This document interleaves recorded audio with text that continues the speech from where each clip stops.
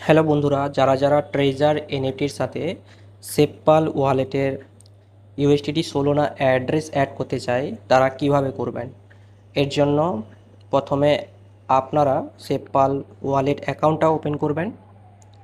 ওকে, account open করার পরে এখানে দেখুন এই জায়গায় ক্লিক করবেন। ক্লিক করার পরে উপরে সিলেক্ট নেটওয়ার্ক দেওয়া আছে, এখানে সার্চ করব সোলানা। চলে এসছে সোলানা, এখানে ক্লিক করে নেব। ক্লিক করার পরে এখনও আসেনি, এর জন্য কি করবেন, এখানে দেখুন ম্যানেজ কয়েন আছে না, এখানে ক্লিক করবেন।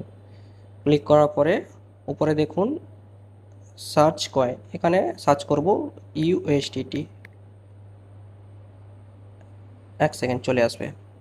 এখানে দেখতে হবে ইউএসডিটি সোলোনা কোথায় আছে, একটু নিচে আছে, এই দেখুন নিচে চলে এসছে ইউএসডিটি সোলোনা।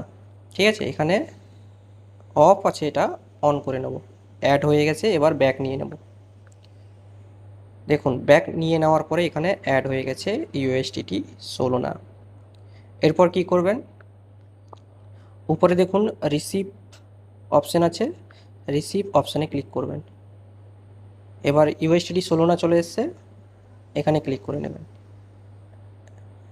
তারপরে একবার চেক করে নেবেন এই যে অ্যাড্রেসটা ইউএসডিটি সোলোনার কিনা, উপরে একবার চেক করে নেবেন লেখা আছে কিনা। এরপর এখানে দেখুন অ্যাড্রেসটা দেওয়া আছে, এই অ্যাড্রেসটা এখান থেকে কপি করে নেবেন।